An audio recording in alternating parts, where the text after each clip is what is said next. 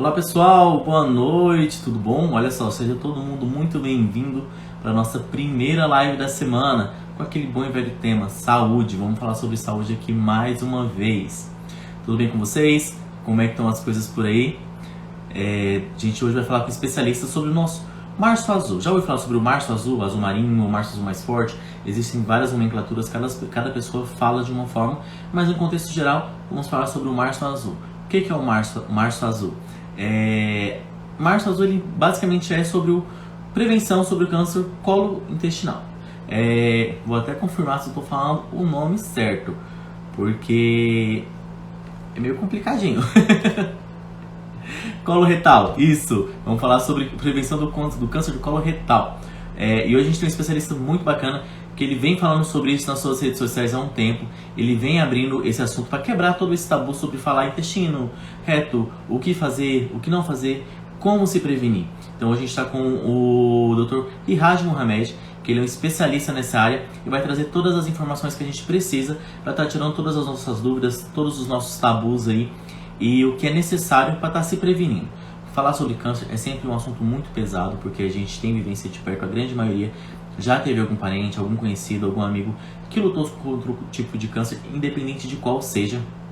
E hoje a gente vai estar aqui para falar um pouquinho mais sobre esse assunto que a gente já trouxe aqui algumas vezes, mas que é de vital importância e relevância estar falando sempre sobre ele, porque é um assunto que precisa ser sim sempre lembrado, sempre discutido, porque ele mata e a gente precisa se prevenir das melhores formas possíveis. Gente, quem está chegando agora, seja muito bem-vindo. Loja do Ortobon Canarana, Yasmin, Ednei, Fernanda, tudo bom, Fernanda? Bem-vinda, assunto muito necessário mesmo. Enquanto isso, pessoal, já vai chegando, já vai deixando sua mensagem, já vai deixando sua dúvida, sua pergunta, vai compartilhando com o pessoal, vai apertar isso aí, vai apertando o coraçãozinho para a live chegar para mais pessoas, chegar mais longe e manda para aquele amigo, manda para aquele parente quer saber um pouco mais sobre o assunto, que você acha que ele precisa saber um pouco mais sobre esse assunto, que a gente vai estar aqui esperando só o nosso especialista chegar para a gente já começar esse bate-papo e já tá quebrando esse tabu, tirando todas as dúvidas, todas as perguntas. Fiquem muito à vontade para estar perguntando e estar tirando suas dúvidas aí. Enquanto isso, vai curtindo. Se você mandou para um amigo, ele já entrou na live, mas ainda não segue a gente, corre lá, vai seguir. Quero lembrar vocês também que todas as nossas lives aqui do Instagram, agora elas estão disponíveis lá no nosso canal do YouTube. Corra lá, se inscreva, gente, porque toda semana tem muita informação, tem muita novidade. Gente, todas essas lives que você já virou até aqui, elas já estão subindo todas para lá. Eu vou te falar, você consegue assistir com uma qualidade muito bacana. Joga na sua TV, enquanto você está assistindo ali, ó, tá escutando, tá fazendo comida, tá tirando dúvida, tá trabalhando, a gente está lá falando sobre um assunto muito bacana para você. Então não perca tempo, se inscreva, as lives estão disponíveis todas lá e você pode ficar por dentro de tudo. Tem alguma dúvida, alguma sugestão? Fala, olha, eu acho que seria interessante falar sobre esse assunto aqui, ó. Manda pra gente, fala, ó, tem um profissional muito bacana também, manda aí, ou celebridade, alguém que você conhece aqui da região, que queira que a gente traga aqui pra gente fazer aquela perguntinha, aquelas brincadeirinhas.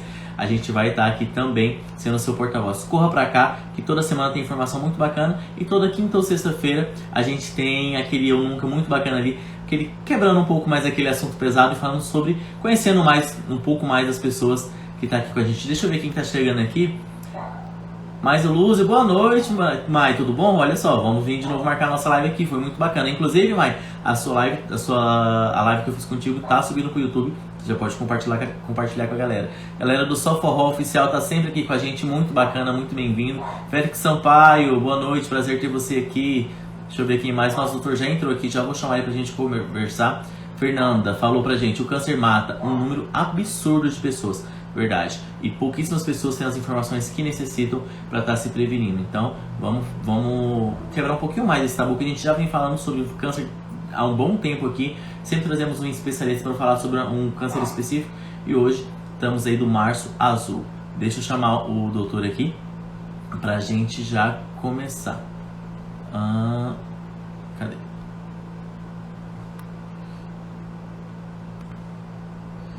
Só um minutinho. Convidei a aceitar aí nosso convite para a gente começar. Olá, boa noite, tudo bom? Opa, e Rodrigo, boa noite, tudo bem? Como é que você tá? Bem, e você? Tudo bem, obrigado pelo convite, viu? Eu que agradeço você ter aceitado estar aqui com a gente, esclarecendo um pouquinho mais sobre esse assunto tão importante, né?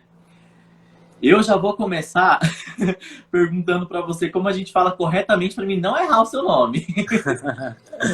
Pode chamar de Mohamed, o pessoal aqui na cidade de onde eu sou, de Foz do Iguaçu, o pessoal me chama de Hijazi, pelo meu sobrenome, né? Que aqui a colônia árabe é muito grande, então tem muito Mohamed aqui, então o pessoal acaba chamando pelo sobrenome. Mas pode chamar de Mohamed. Tá bom, doutor Mohamed, vou chamar mais fácil. Mais fácil. Doutor, vou dar um parecer aqui. Você é médico, coloproctologista, acho que é essa a palavra, né? Isso. E tem uma das missões aí quebrar um pouco desse tabu, né? De falar um pouco sobre intestino, reto, ânus, esse assunto que todo mundo tem medo, principalmente os homens. Os homens têm uma mentalidade super fechada para isso, fala, mas de uma forma muito fechada, digamos assim, com medo de ser julgado. Então explica pra gente um pouco o que é coloproctologista. Vamos lá. O coloproctologista é o médico cirurgião, tá? Como ele tem que ter como pré-requisito obrigatório ter feito antes a residência de cirurgia geral, então ele precisa ser cirurgião obrigatoriamente. Ele é um médico especialista de doenças cirúrgicas e não cirúrgicas do intestino fino e grosso, do reto e da região anal propriamente dita, tá? Então é um médico que cuida dessas áreas um pouco aflituosas aí do corpo. O pessoal tem meio receio de procurar, é a gente que cuida dessa parte. Muito bacana. Eu só tô abrindo aqui porque já tá chegando várias mensagens e eu vou compartilhando aqui com vocês. Pessoal, pode mandando aí, pode mandar na caixinha de pergunta que a gente vai perguntar tudo pro doutor aqui. Deixa eu ver. Maia falou, parabéns, doutor e Rodrigo, por falar sobre um assunto tão importante. Obrigado. Fernanda falando, encantado, doutor. Olha, Fernanda. Pode chamar de camisa 10 ao Ali Hijazi. Deixa eu ver quem mandou aqui mais. Fernanda, não vou nem ler, porque eu nem sei o estado civil do homem, Fernanda. Deixa o homem. Deixa eu voltar aqui antes que eu me perca.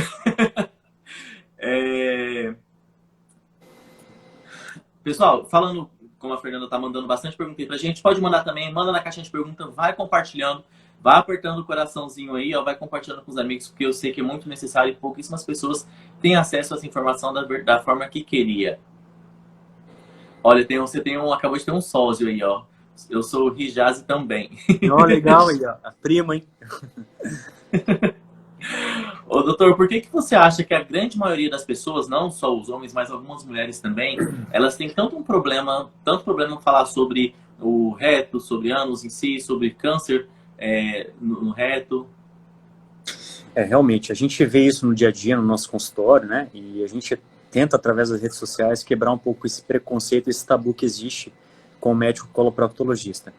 É uma área muito íntima, né? Principalmente a região anal, então as pessoas ficam um pouco bloqueadas de falar que tem alguma queixa relacionada principalmente à região anal. Isso é uma completa bobeira, porque assim, todo mundo tem, todo mundo um dia vai ter algum problema na região, então é um tabu que a gente vem tentando quebrar através da divulgação de educação médica, por aí, educação de saúde, orientações aos pacientes através das redes sociais. A gente tenta encurtar um pouco a ponte, né, entre as informações corretas e a vergonha que os pacientes têm de perguntar para a gente. Realmente acontece bastante, tem um tabu enorme e um certo medo dos pacientes de procurarem o coloproctologista. Mas você acha que isso já avançou bastante ou ainda as pessoas estão muito bloqueadas? Porque até uns anos atrás ninguém nem falava disso de forma alguma, né? Era até julgado quando se falava. Hoje a gente já vê algumas coisas, a internet está aí para facilitar bastante sobre isso, a informação está mais acessível. Você acha que a gente está evoluindo nesse quesito? A gente tem evoluído muito, como você falou, tem muita gente que ainda não sabe o que o coloproctologista faz, né? E a gente tem evoluído muito disso pela responsabilidade da internet, né? Para a gente poder divulgar as informações através das redes sociais, dos sites, do próprio Google, o Dr. Google tem aí, né, o famoso Dr. Google.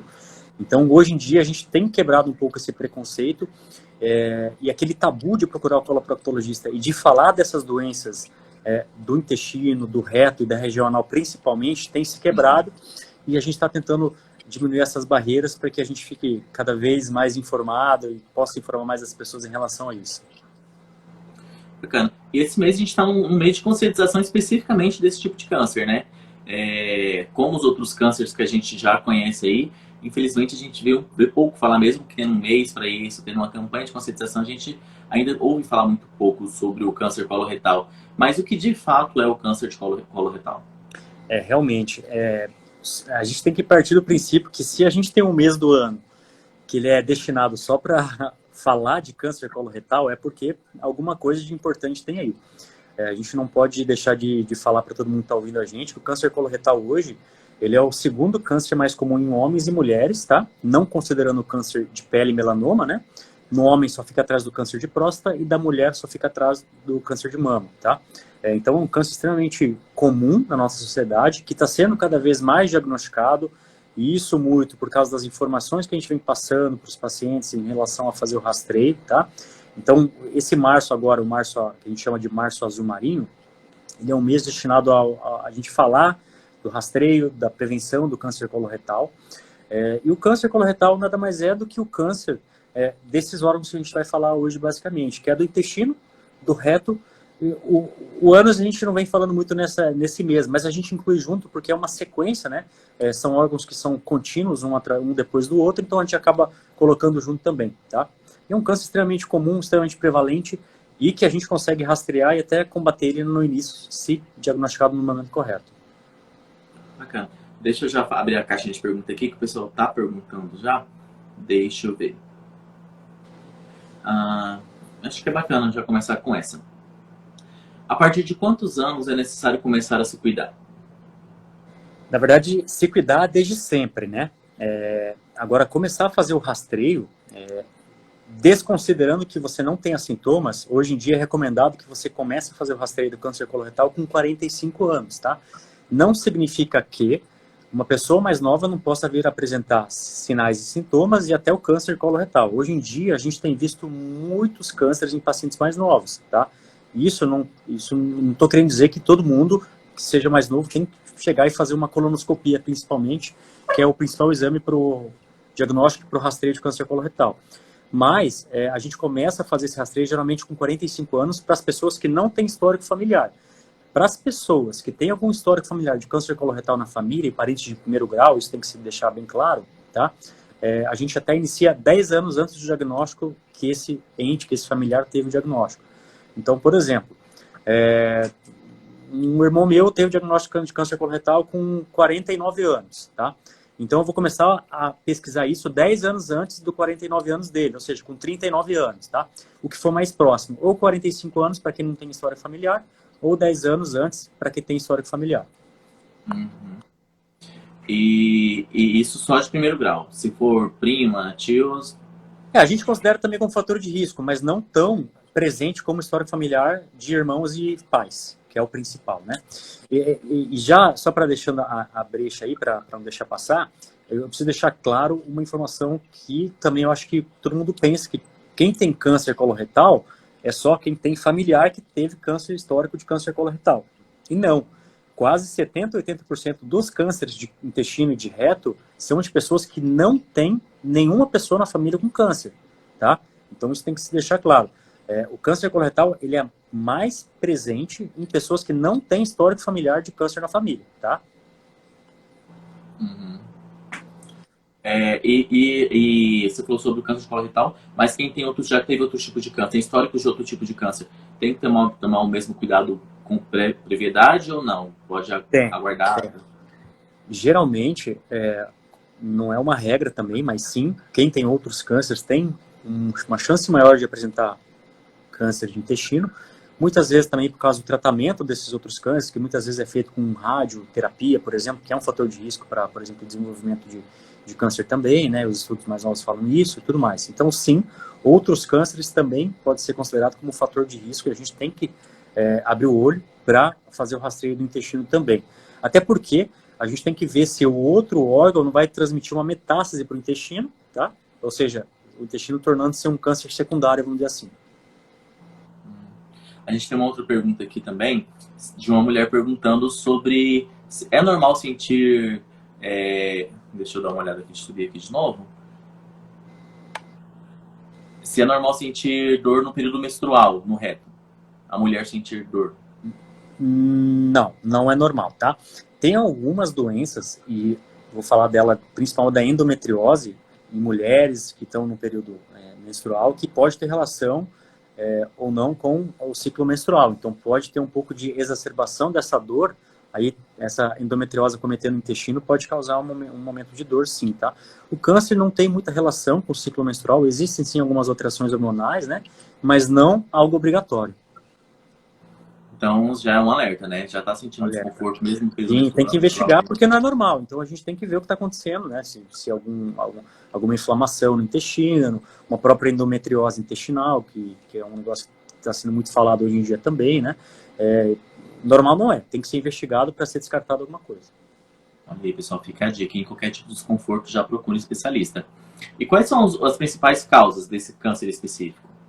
O câncer coloretal ele tem como principais, vamos dizer assim, fatores de risco e causas, né? Já vou engatar aí com os fatores de riscos, a questão genética, a questão da história familiar, que é um grande fator de risco, a idade, né? A gente sabe que o câncer coloretal ele é muito mais prevalente em pessoas acima de 45, 50 anos, tá?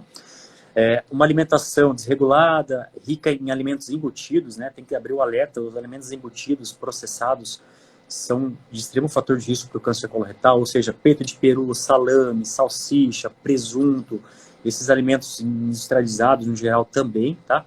Alimentos fritos, ricos em gordura.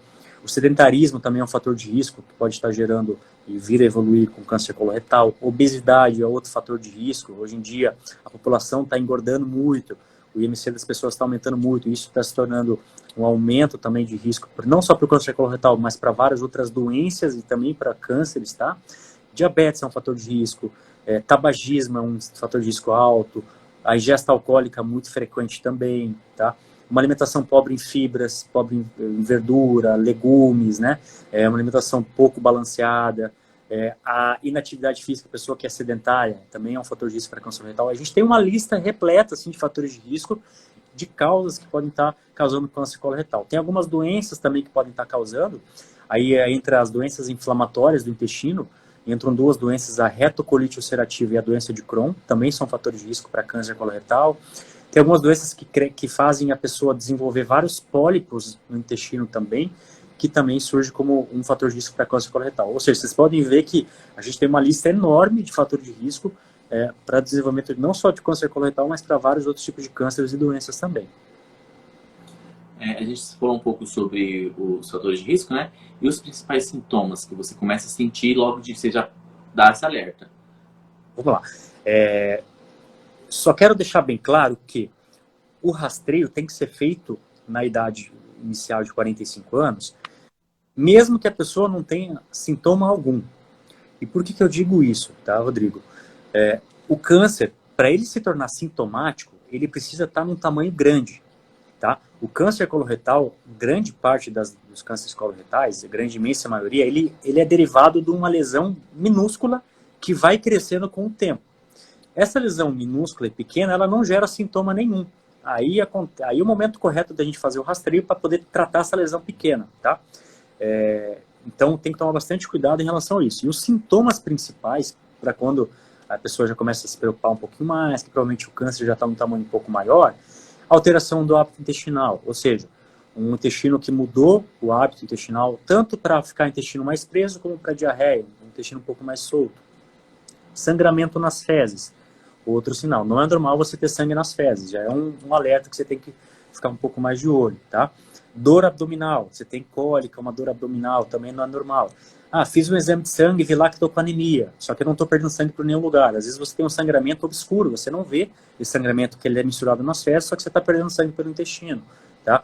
Fraqueza, uma tumoração que você começa a sentir no teu abdômen, tudo isso são sinais de alertas que a gente tem que estar atento para começar a pensar no câncer coloretal. Bacana, hein? Falando nisso, sobre os cuidados e ver o que está acontecendo, a gente teve uma outra pergunta aqui, eu acho que vou perguntar essa daqui, porque a segunda pergunta é falando sobre isso. Se a pessoa tiver hemorroida, porque tem e ver que dói, é por isso? Tem alguma coisa a ver? A hemorroida ela pode evoluir para um tipo de câncer? Não, isso é uma das perguntas que eu mais recebo no consultório e até aqui no Instagram de várias pessoas, tá? Doença hemorroidária não tem relação com câncer coloretal. Quem tem doença hemorroidária não evolui com câncer coloretal. Isso tem que ter ficado bem claro, tá? O que acontece é que alguns cânceres da região anal podem, vamos dizer assim, mimetizar uma doença hemorroidária. Aí a pessoa pensa que é uma hemorroida e a gente vai ver e não é uma hemorroida. Eu vou te dar um exemplo disso. O melanoma. Existe melanoma no canal anal. O melanoma anal. O melanoma anal ele é muito parecido com uma doença hemorroidária. E grande parte das vezes que a gente faz o diagnóstico de melanoma, muitas vezes é porque a pessoa pensou que era uma hemorroida e a gente foi ver, o coloproctologista examinou, viu que não era uma hemorroida, fez uma biópsia e viu que era um câncer, tá? Então, não, doença hemorroidária não evolui para câncer coloretal, mas a gente tem que investigar para realmente saber se é realmente uma hemorroida ou não. Por quê? Tudo que é na região anal, a pessoa que é leiga, ela considera que seja hemorroida. Só que existe diversas doenças na região anal que a gente tem que descartar ou confirmar, descartando até coisas mais graves, tá? Então nem tudo na região anal é hemorroida. Bacana. Você falou um pouco sobre a questão da faixa etária, né? E é muito comum a gente falar sobre essa questão, olha, a faixa etária, a partir de tantos anos, toma mais cuidado, porque ele pode começar a aparecer alguns sintomas, mas também fala de que não quer dizer que ela vai ficar ali, aparecer somente a partir dessa idade. E que tem que ficar atento aos sintomas, né? Tem alguma explicação de que o porquê que a partir dessa faixa etária tem que ficar mais atento, ou não, é uma questão de desenvolvimento do corpo mesmo? Sim, tem. O grande risco acontece a partir dos 45 anos, como a gente já deixou claro, né? Não significa que pessoas com idade inferior a isso não podem desenvolver câncer coloretal. Isso acontece por quê? Nosso organismo, no decorrer da nossa idade, a gente vai perdendo a capacidade de corrigir erros do nosso material genético, tá? Isso, com a idade, vai se perdendo. A gente corrige muito mais e com muito mais facilidade. Nosso organismo, ele trabalha de uma maneira mais fidedigna, mais como se fosse uma máquina mesmo, com idades um pouco mais precoces. No decorrer da idade, quando a idade vai aumentando, a gente vai perdendo essa capacidade, tá? Além de a gente ser exposto a vários fatores disso por mais tempo também, então aí começam a ter alterações no nosso código genético, alterações de replicações, de correções, que vão fazer com que a gente desenvolva esses pólipos ou alguma alteração na mucosa do intestino, que pode vir a evoluir com câncer coloretal. Basicamente é por isso, para a gente não poder complicar um pouco mais a resposta. Uhum. Falando, a gente, para não perder o gancho da hemorroida que a gente falou, eu até notei uma pergunta aqui que a gente recebeu no direct quando a gente divulgou a live. Fala assim, meu pai morreu de câncer de próstata. Existe a relação entre câncer coloretal e câncer de próstata? Vamos lá. Todo câncer que a pessoa tem, ela tem que abrir um pisca-pisca, um alerta para outros cânceres também. Pode ser que seja, por exemplo, uma metástase, ou seja, a pessoa que tem um câncer de próstata vinha desenvolver uma metástase para o intestino, por exemplo, ou vice-versa, ou pode sim aumentar o risco de desenvolver câncer sim, tá? Existe a possibilidade sim. Então tem que ficar o alerta aí. Não só o câncer de próstata, outros cânceres também. Seria por conta da questão genética, né? Então, você já tem essa questão genética aí de histórico familiar, independente do tipo de câncer, tem que ficar com o alerta ligado.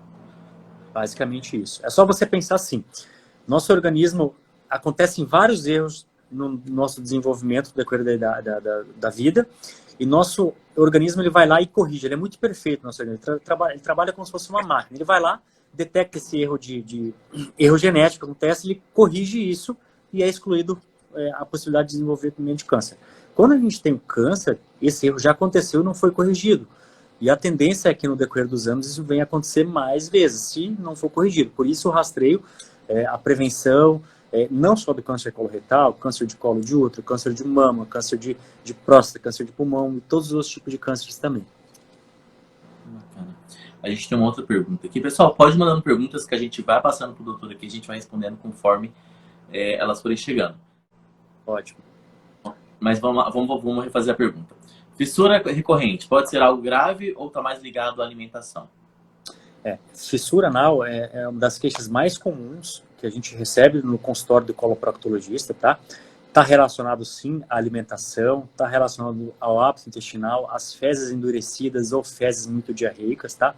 algum traumatismo na região também anal, que pode estar causando isso, tá? E quando essa fissura se torna recorrente, a gente precisa pensar em algumas doenças que podem estar causando isso. Nós temos algumas doenças que causam fissura, tá? Vou dar um exemplo, as doenças inflamatórias intestinais que eu já falei que são fatores de risco para câncer coloretal. Também são fatores de risco que podem estar desenvolvendo fissuras anais de repetição ou que não melhoram com medicação, por exemplo. Sífilis, doença de Crohn que a gente falou, algum tipo de câncer, tuberculose anal existe, pode estar causando isso também, tá? Então, existem algumas doenças, sim, que a gente pode estar dando diagnóstico para essas fissuras recorrentes. Só que a principal causa de fissura recorrente é não ter tirado o risco do que causou a primeira fissura. Que geralmente, o que é mais difícil de tratamento de fissura é você corrigir o hábito que causou a fissura. Que geralmente é uma alteração do teu hábito intestinal, é o paciente que não come muita fibra, que come muitos alimentos que prendem o intestino, que tem uma diarreia, que a gente precisa descobrir qual o motivo dela, que tem um traumatismo anal de repetição. Então, geralmente as fissuras de repetição são por não correção dos fatores de risco que causaram essa fissura, e não por doença. 95% das fissuras, elas são por algum fator de risco desse que eu estou falando, e não por doenças, tá? Grande imensa maioria das vezes. E fissura é chato de tratar, viu? Fissura é chato, incomoda, fissura causa muita dor na região anal, causa sangramento, é como se estivesse sendo esfaqueado na região do ânus, e a região anal é muito sensível, é uma dor cortante, dilacerante, incomoda muito e é muito mais comum do que a gente imagina, tá? E é um pouco chato de tratar, mas a gente tem respostas muito boas e tem várias possibilidades de tratamento para isso. Nossa, deve ser uma dor gigantesca, imagina essa Pode, situação. incomoda bastante. A gente também teve alguns comentários aqui falando sobre a questão da bebida. Muitas pessoas, quando bebem, no outro dia sempre tem algum problema intestinal, né? Tem também a relação, é questão de hábito, né? Como você disse. Mas a bebida alcoólica, em específico, ela desencadeia algum tipo de problema? Sim, ela altera o hábito intestinal. Toda vez que você tem uma ingesta alcoólica importante, o álcool é irritativo para o intestino, para a mucosa do intestino. E o organismo precisa expulsar o que está irritando a mucosa intestinal. Então ele entende que aquilo é irritativo e precisa expulsar aquilo, tá? Além do álcool ser osmótico, ou seja, ele puxa a água, então aumenta também a chance da pessoa ter a diarreia. E também ele altera a microbiota intestinal. O que é microbiota intestinal? Microbiota intestinal é algo que está muito na moda hoje, tem muitas pessoas falando. Microbiota intestinal é o universo de bactérias, fungos, protozoários, vírus que a gente tem no nosso intestino.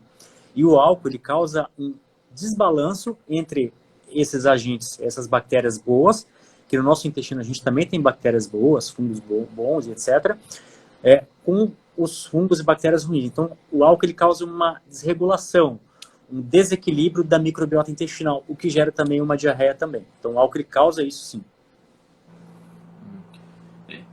Muito cuidado, né? Questão de hábito de saúde, né? Alimentação, bebida, exercício físico, sedentarismo, peso, tudo isso pode desencadear qualquer tipo de câncer e não é diferença para o coloretal, né? E quais são os tipos de tratamentos existentes para esse câncer específico? Então, a primeira coisa que a gente tem que ver, Rodrigo, é definir a localização desse câncer, tá? A gente separa geralmente o tratamento em câncer de colo, que é o intestino, e câncer de reto, que o reto é aquela parte final do intestino antes do ânus, são aqueles centímetros finais antes da região anal, tá? A gente primeiro precisa definir qual que é a localização desse câncer, tá? Uma outra coisa que a gente precisa definir, se esse câncer, no momento do nosso diagnóstico, do nosso estadiamento, se ele já espalhou para algum outro órgão ou não, tá? Geralmente, o tratamento do câncer coloretal, a grosso modo isso, não vou especificar muito, tá? Ele é feito através de cirurgia. Em algumas situações, quando o câncer está no estágio muito inicial, eu consigo fazer o tratamento por colonoscopia. Então, olha que negócio mágico. Você faz um exame e esse exame, ele vai lá e trata essa lesão cancerígena. Então, em algumas situações, quando o câncer está muito precoce, e aí a importância de fazer o rastreio no tempo correto, porque a gente detecta lesões mais precoces, menores e menos invasivas, e a gente consegue tratar de uma maneira menos invasiva. Geralmente o tratamento é cirúrgico do câncer coloretal. Às vezes, em algumas situações, a gente precisa fazer radioterapia, quimioterapia, isso vai depender da localização. Se for, por exemplo, de reto, que é essa porção final, muitas vezes o paciente faz a radioterapia e a quimioterapia antes, depois de algumas semanas vai para a cirurgia. em algumas situações já é curativo, não precisa, sim. Tem várias modalidades de tratamento, tá? E hoje em dia o tratamento cirúrgico ele evoluiu muito. Hoje em dia a gente faz a cirurgia não invasiva ou minimamente invasiva, que é através de pequenos cortes na barriga, a gente opera através de câmera, de uma câmera, que a gente não precisa abrir a barriga do paciente inteira. Então, isso gera uma recuperação mais rápida, menos dor, volta às atividades mais precocemente, o tempo de internação hospitalar é muito menor. Então, tem várias modalidades de tratamento hoje do câncer coloretal. A grosso modo é isso, tá? E a retirada, no caso, quando tem que ser feita a cirurgia mesmo, é retirada o tecido? A gente tira sempre o intestino com um pouco de margem, a gente precisa tirar ele com margem sadia, ou seja, eu tenho um tumor aqui, eu preciso tirar ele com margem um pouco para cima e um pouco de margem para baixo, de margem sadia, para dar um espaçamento, para dar mais segurança para a nossa cirurgia, tá? Então, geralmente a gente tira a lesão e alguns centímetros para cima e alguns centímetros para baixo. Existe um estudo, provavelmente exista, um estudo do percentual de cura desse câncer? Depende, a gente precisa fazer o estadiamento desse câncer, tá? A gente faz o estadiamento e vai depender de profundidade que esse câncer está em relação ao intestino, acometimento de linfonodos, se esse câncer espalhou para alguns órgãos, e os locais mais comuns de metástase de câncer coloretal são os linfonodos, o fígado e o pulmão, tá? Se espalhou ou não, então dependendo do estadiamento, quanto maior o estadiamento desse câncer, menor a chance de cura. Se eu pego um câncer que ele está lá numa fase inicial e que ele não espalhou para nenhum local, a chance desse câncer ser curável é próxima de 90% a 100%. Agora eu pego um câncer que já espalhou para o fígado, para o pulmão do paciente, é um câncer enorme que já está invadindo tudo na barriga do paciente, a chance de cura é muito baixa. Então, aí vai de novo a importância da gente fazer o rastreio do câncer coloretal para pegar ele numa fase inicial, ou para pegar uma lesão que ela é pré-cancerígena, que são os pólipos, que são aquelas lesões minúsculas, pequenas, de meio centímetro, 1 centímetro ou até um pouco menor, para poder retirar ela antes dela virar um câncer, tá? O câncer coloretal, ele tem a sorte de evoluir muito devagar, ou seja, existem vários estudos que falam para que você desenvolva uma lesão de pólipo para câncer, você leva 8 a 10 anos. Então, você tem tempo para você poder tratar isso antes de virar um câncer, tá? Isso não tem que ter nenhum tabu, não tem que ter nenhum preconceito. E a gente não falou de como fazer o rastreio, mas eu acho muito importante a gente falar, que eu acho que deve ser a nossa função, principalmente nesse mês, que é o de março, que ele é destinado para o câncer coloretal. A gente pode fazer o rastreio de câncer coloretal principalmente através da colonoscopia, que tem que fazer um preparo do intestino, o paciente é sedado, não sente dor, é um exame extremamente seguro. A gente vai lá e faz esse exame. Outras maneiras, tem alguns exames de fezes que detectam sangue nas fezes, e quando a gente detecta sangue nas fezes, é um sinal de alerta, e a gente tem que investigar de onde que são esse sangramento, tá? Existe hoje uma colonoscopia virtual, que você faz uma tomografia, ele reconstrói o intestino e consegue ver lá dentro se tem alguma lesão.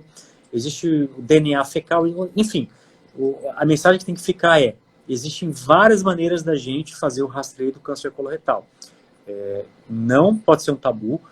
E pensa comigo, poucos cânceres você faz o diagnóstico, faz um exame para dar o diagnóstico dele e já consegue tratar ele no próprio exame. E o câncer coloretal, ele tem muito disso. Se você pega ele numa lesão pequena e no momento bom, numa fase precoce, você já trata ele no exame. Eu fiz a colonoscopia, achei a lesão, já tiro a lesão, está curado. Se eu pego ele numa fase inicial, entendeu? E vou te dar um exemplo. O paciente está com câncer no cérebro. Fez uma tomografia de crânio, viu uma lesão no cérebro. Ponto, é cirúrgico, não tem como no próprio exame já tratar. No câncer coloretal, muitas vezes, através do exame de rastreio, você já consegue tratar essa lesão que vai virar câncer, entendeu? Então é um exame espetacular, o exame que você faz, muitas vezes. Se eu fiz o primeiro exame e não tenho nada, eu posso postergar esse exame para 5, 10 anos, entendeu? Então não é um exame que tem que ser feito anualmente, por exemplo. Então é um exame extremamente seguro, rápido, indolor. Só tem um tabu muito grande em relação a fazer a colonoscopia hoje, infelizmente. Existe muito ainda, né? Mas eu vejo que já evoluiu um pouquinho. A gente está trocando bastante seguidores, está entrando agora, e você já falou um pouco para a gente, mas se você puder abranger um pouquinho, a Maria Júlia perguntou: doutor, quais os sintomas principais da fase inicial, para que os pacientes busquem ajuda a tempo? Vamos lá.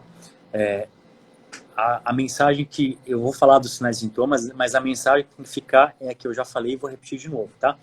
É que o câncer muitas vezes não vai ter nenhum sintoma. Ele só vai começar a apresentar sintoma quando ele crescer muito. E quando ele cresceu muito, ele já está num estágio um pouquinho mais preocupante ou avançado, tá? Então, muitas vezes, o exame de rastreio é justamente para pacientes que são assintomáticos, que não sentem absolutamente nada. Mas os sintomas mais comuns são alteração do hábito intestinal, como eu falei, aí pode ter a diarreia ou o intestino um pouco mais preso, sangramento nas fezes, você viu que tem um pouco de sangue nas fezes lá, é alguma coisa que está errada, a gente precisa investigar o que está acontecendo. Perda de peso, dor abdominal, você palpou uma massa, doutor, palpei uma massa aqui no abdômen, tem alguma coisa errada, não está legal. A pessoa começa a se apresentar fraca, fez um exame de sangue, por exemplo, e viu que está com anemia, ela está perdendo sangue por algum lugar. A gente precisa descobrir por onde. Muitas vezes é pelo intestino, a gente precisa descobrir, tá?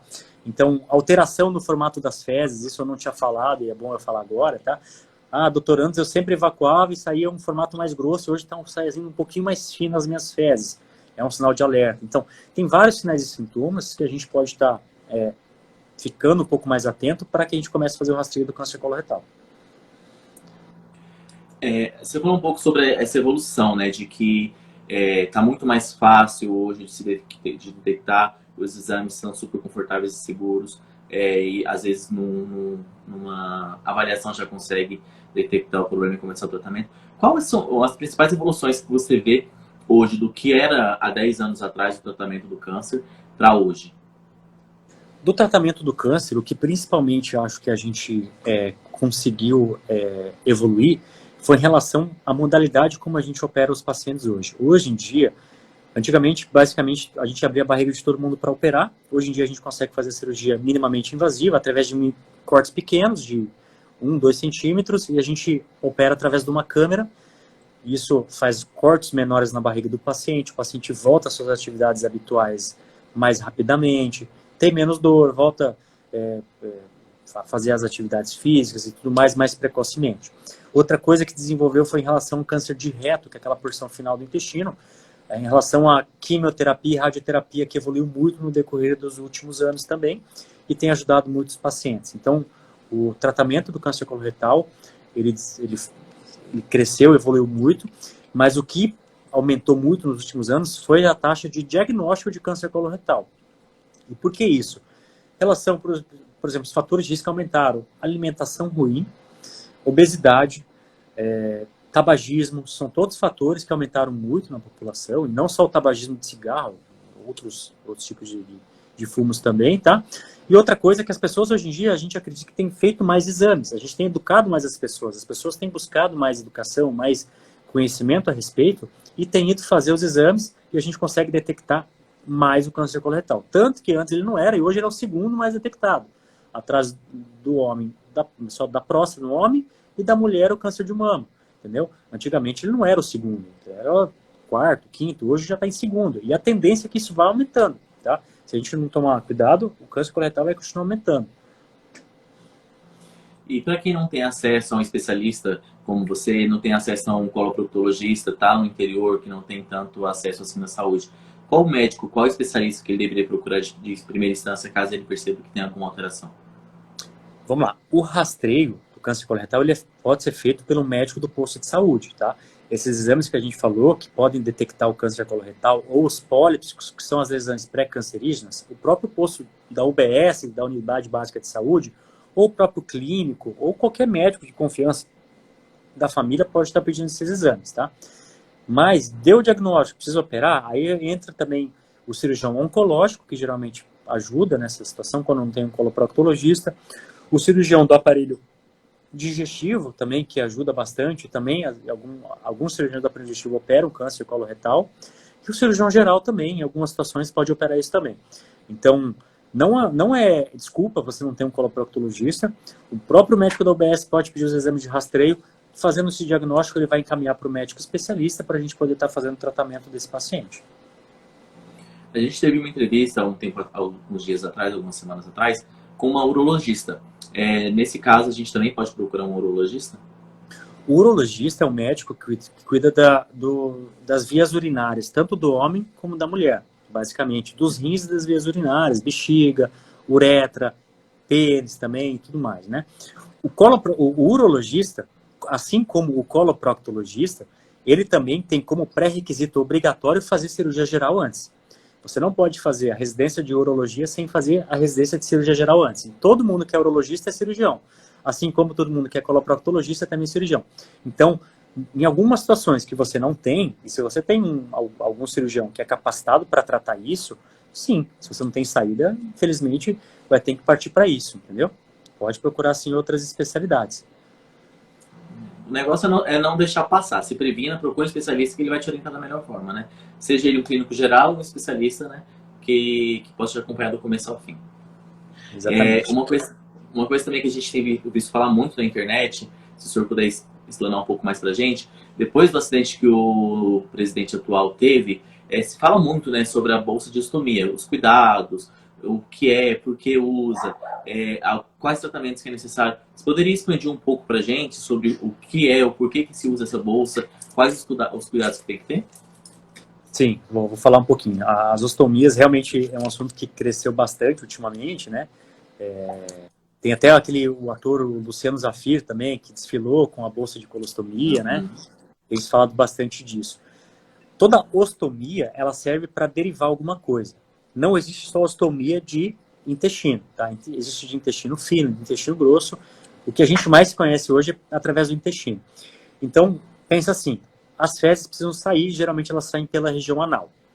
Vamos supor que eu tenho uma lesão próxima no intestino e que eu não posso deixar que cheguem fezes nessa região ou que chegue alguma sujeira nessa região. Então, o que eu faço geralmente? Eu faço uma ostomia, para que essas fezes saiam através da pele da pessoa, uma comunicação que a gente faz do intestino com a pele, e caiam direto dentro de uma bolsa especial, para que as fezes fiquem escondidas ali, e para que futuramente a gente possa fazer uma reconstrução desse intestino, quando aquela parte que a gente não quer que chegue fezes já cicatrizou bem, já curou de uma possível doença, e a gente consegue fazer a cirurgia de reconstrução do trânsito intestinal.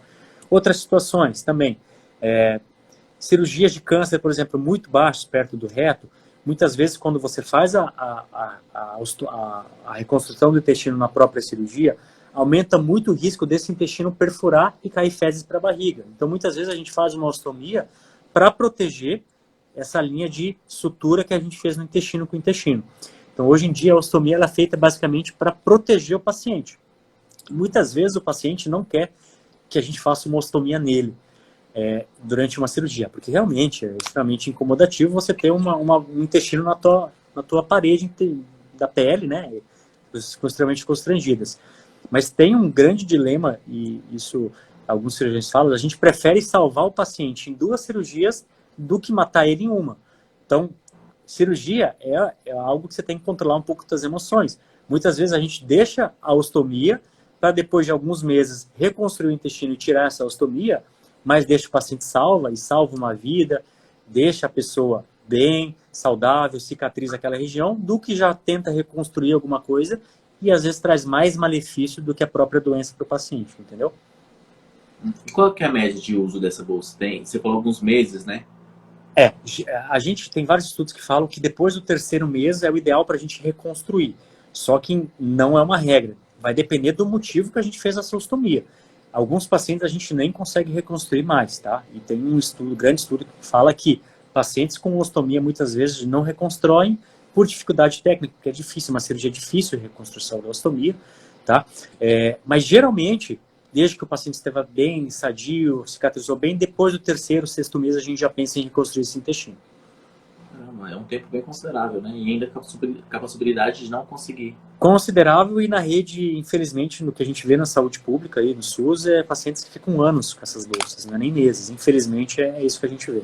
E a fila cada vez aumenta mais. E os cuidados são de higienização da bolsa e do local normalmente, né? Ou tem algum tipo de medicamento que tem que ser colocado e tudo mais? Existem vários cuidados que a gente tem que fazer com a ostomia. Eu fiz até um post, eu tenho um post que eu fiz especialmente de colostomias, tá? Se alguém tem aí, porque eu tenho muitos pacientes que têm isso e tem muitas dúvidas em relação a isso, né? Então tem sim vários cuidados, existem bolsas específicas para as fezes, tá? Existem profissionais especializados para cuidar da bolsa de ostomia, tá? Que são os estomaterapeutas, que a gente chama, que são especialistas em cuidados de bolsa de colostomia. Existem algumas placas, uns gels que a gente usa em volta do intestino ali na pele para não causar irritação da pele, porque concorda comigo que as fezes vão sair, e se elas baterem na parede da barriga, vão causar uma irritação, isso pode causar uma inflamação importante. Existem vários cuidados que a gente tem que ter com ostomia, sim. Caramba. A gente tem uma outra pergunta aqui, falando um pouco, novamente, sobre o que a gente falou um pouco sobre hemorroidas. E o pessoal tem muita dúvida, então eu queria fazer essa pergunta para o senhor. Hemorroidas, tem cura? Explica pra gente um pouquinho sobre os tratamentos que existem. Tem cura sim, tá? Primeira coisa que quando a gente recebe o paciente com doença hemorroidária, e é o carro-chefe da coloproctologia, hoje eu fiz ambulatório, de maioria esmagadora é doença hemorroidária. Tem tratamento sim. Primeira coisa que a gente precisa classificar é se a doença hemorroidária ela é interna ou se ela é externa. Existem dois tipos de doença hemorroidária. Aí a gente precisa classificar o grau dessa doença hemorroidária. Quando essa doença hemorroidária é interna, a gente classifica em graus. Grau 1, 2, 3 e 4. Dependendo do grau, só alimentação, correção dos hábitos já é o suficiente para aliviar os sintomas do paciente. Tem alguns graus também que a gente consegue fazer procedimentos menos invasivos, que são procedimentos que a gente faz no próprio consultório, sem anestesia, que o paciente não precisa ficar internado. Vem no consultório, faz o procedimento, e um deles é a ligadura elástica, a famosa ligadura elástica, eu também fiz post sobre isso. É um procedimento de 3 minutos, sem anestesia, o paciente faz no consultório e vai embora para casa, vai trabalhar, vai para a tua aula, vai fazer o que tem que fazer, tá? Que são procedimentos que não costumam doer. Em graus mais avançados, quando já tem uma doença hemorroidária maior, aí a gente precisa partir para os procedimentos mais agressivos, que são os procedimentos cirúrgicos. É um procedimento que a gente costuma tirar os mamilos hemorroidários da região, que geralmente causam dor, sangramento, coceira, sai aquela bolinha para fora, incomoda muito, né? Assim, sempre aquele prolapso para fora. E a gente às vezes abre mão e precisa fazer um procedimento cirúrgico para resolver isso. Por isso que também a doença hemorroidária vai informação para o pessoal. Tem doença hemorroidária? Procura o coloprocto, porque muitas vezes você consegue tratar sem cirurgia. Não espera ela virar um negócio enorme, aí precisar passar por um procedimento cirúrgico. Muitas vezes uma ligadura elástica, que é um procedimento muito rápido, indolor, menos custoso, que não vai afastar o paciente das suas atividades, a gente consegue fazer em 5 minutinhos e resolve curando o paciente por anos, entendeu? E quando chega o caso de cirurgia, qual que é o tempo de recuperação? Muito vai depender da técnica que a gente escolhe para operar o paciente, tá? A gente precisa definir qual o tipo de hemorroida, se ele tem hemorroida interna e externa, e aí depende muito do tratamento. Geralmente, 15 a 20 dias de recuperação, que são um período mais doloroso, mais chato. A cirurgia de hemorroida, a convencional, ela é incomodativa, ela costuma doer sim, principalmente nos primeiros 10 dias, a primeira semana principalmente. Então, geralmente o tempo de recuperação para voltar às suas atividades 2 a 3 semanas, e o tempo de cicatrização completo geralmente 2 a 3 meses, basicamente isso, a grosso modo. E nesse período é necessário usar a bolsa de ostomia ou não? Não, cirurgia de hemorroida não tem absolutamente nada a ver com colostomia.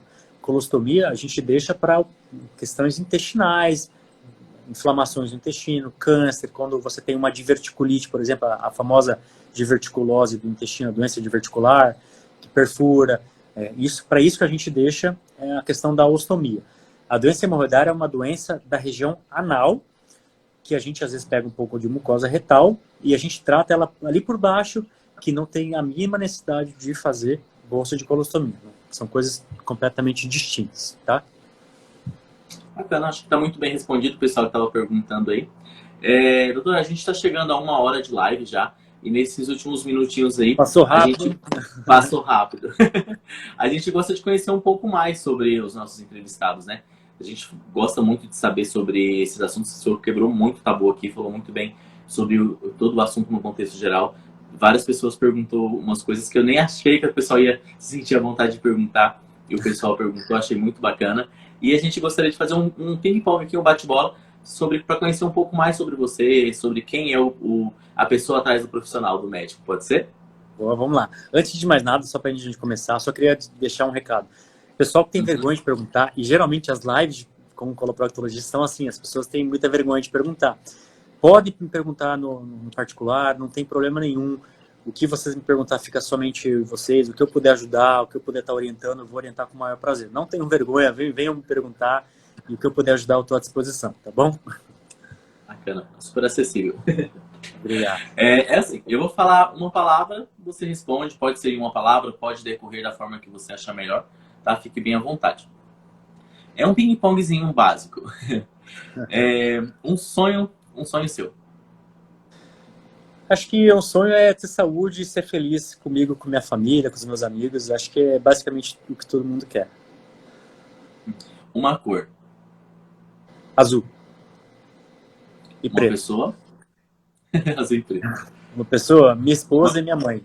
2 pessoas, tá? Ó, respondeu a pergunta da Fernanda, viu, Fernanda? Tá aí a resposta. Uma decepção. Uma decepção? Acho que eu tenho várias decepções. Quem lida com câncer tem muitas decepções, né? E uma das grandes decepções, eu estava até falando isso com a minha esposa hoje, a gente não conseguir ajudar o paciente em alguns momentos. Isso é extremamente decepcionante, é desgastante emocionalmente, e a gente fica muito decepcionado, chateado com isso. Então, uma decepção é não conseguir ajudar todos os pacientes. Vou mudar só o foco um pouquinho do ping-pong, só para perguntar. Já teve algum caso que você desenvolveu muito com um paciente de que está acompanhando, está junto ali e acabar perdendo esse paciente? Já. Eu trabalho com oncologia, com câncer, né? Então é uma doença devastadora, e também trabalho com trauma, a questão de acidentes e tal. Eu sou plantonista do maior hospital aqui da cidade, da rede pública de Foz do Iguaçu, que a gente recebe muitos traumas na cirurgia. Muitos acidentes, muito paciente que leva tiro, esfaqueado, caiu e tal. E são pacientes de extrema complexidade. E eu sou plantonista semanalmente, eu faço plantão e opero semanalmente pacientes de urgência e emergência. Então são pacientes que já chegam para a gente extremamente graves e que infelizmente muitas vezes a gente não consegue contornar a situação. Complicado. Vamos lá, um amigo. Um amigo? 2 amigos, meus 2 irmãos. Bacana, família. Uma decepção. Já falou, né? Já respondi, já. Um arrependimento. Um arrependimento? Eu tenho alguns na minha vida, viu? Mas acho que um arrependimento é a gente não... Acho que talvez não buscar mais conhecimento, às vezes por falta de tempo, por a vida corrida, uma hora a gente tem que começar a trabalhar e às vezes a gente fica com aquele arrependimento, podia ter estudado mais 1, 2 anos, e isso às vezes me mexe comigo. Confesso que isso é um negócio que talvez se eu pudesse voltar atrás, eu acho que eu estudaria um pouco mais. Estudioso. Uma felicidade. Eu gosto de ver as pessoas ao meu redor bem. Às vezes prefiro... Então uma felicidade é ver todo mundo bem. Estando todo mundo bem, eu fico bem. Uma viagem. Olha, eu tenho descendência libanesa. Então, e o povo árabe, propriamente dito, ele tem muita nostalgia das suas raízes, né? Eu nasci no Brasil, sou brasileiro, mas tenho descendência libanesa. Então, acho que uma viagem seria poder voltar um dia para passear no Líbano. E o que você odeia? Eu odeio injustiça. Eu odeio muita injustiça. E o que você gosta? Eu gosto de ver boas respostas aos nossos tratamentos. Eu gosto de ver pessoas fazendo bem, e não só na área médica, pessoas que fazem o bem em qualquer área da sociedade. Isso é um negócio que me deixa extremamente feliz e é extremamente gratificante. Bacana. E uma ou mais coisas que você se orgulha? Olha, eu me orgulho muito de mim. Eu não sou, acho que não é uma resposta egoísta, mas eu falei muito na minha vida já, mas eu tenho orgulho de mim. Eu acho que eu ralei muito para conseguir as coisas, não foi muito fácil, eu tive que viajar, morar fora, morei fora por quase 12 anos, longe da minha família, então eu tenho orgulho de mim. Se isso não é uma resposta egoísta, não é nem um pouco, acho, eu tenho orgulho de mim. Tá certíssimo, tem que se orgulhar mesmo. E como você se vê daqui a 10 anos? Eu me vejo muito melhor do que hoje, tentando evoluir como pessoa, como médico, como marido, como amigo, como filho, e se Deus quiser, como pai. Comida preferida? Comida árabe, várias comidas árabes. Ah, origem, né? Origem, não tem Entendi. como. E você falou bastante da sua família, um dos seus dois melhores amigos são seus irmãos, né? E mas o que de fato é família para você?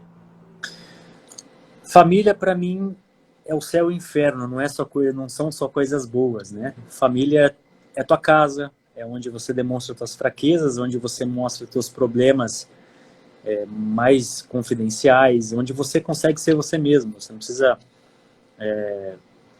não estar não disposto, não estar à vontade. Então, família é casa, é estar bem, é amor, é carinho, é ódio, é briga, é confiança, é amizade, é amor, é tudo isso. É um comboio de tudo. Qual que é seu maior medo hoje? Meu maior medo. Não vou falar que eu tenho. Eu acho que eu tenho mais medo da invalidez do que da morte. Eu tenho medo de não conseguir fazer as coisas. Acho que eu tenho mais medo da doença do que da própria morte. Isso é interessante de se falar.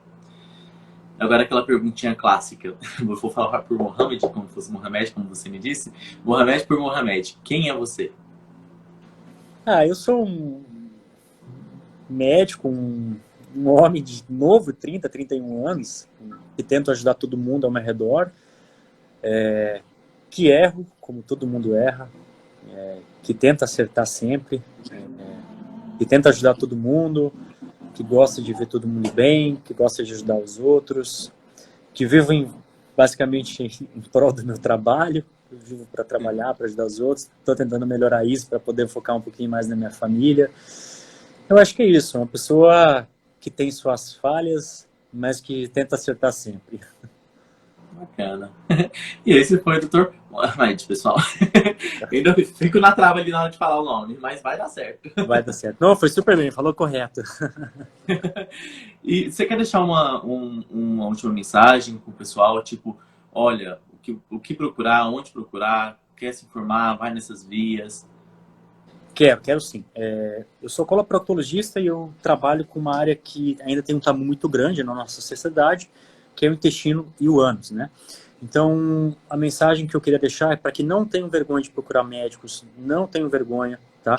Procurem, hoje busquem informações, não quer fazer uma pergunta numa live, por exemplo, vai na mensaginha do direct, faz a pergunta, o que a gente puder orientar, a gente vai orientar. Eu recebo muitas mensagens de pacientes de várias partes do Brasil, e o que eu costumo fazer? Oriento e procuro um médico na cidade, um coloproctologista ou próximo, e dou o nome do médico, tento passar o endereço para a pessoa ir atrás, tento facilitar o caminho da pessoa. Então, não tenham medo de perguntar, de procurar, de se informar, tá? Não tem que quebrar esse tabu. A gente está em 2022 já, gente. Já é feio. O tabu é você não perguntar, é você ter vergonha de procurar um médico, é você ter doença por algo que você podia ter evitado, entendeu? Então, essa eu acho que é a mensagem que deveria ficar para todo mundo aí. Ah, que bacana.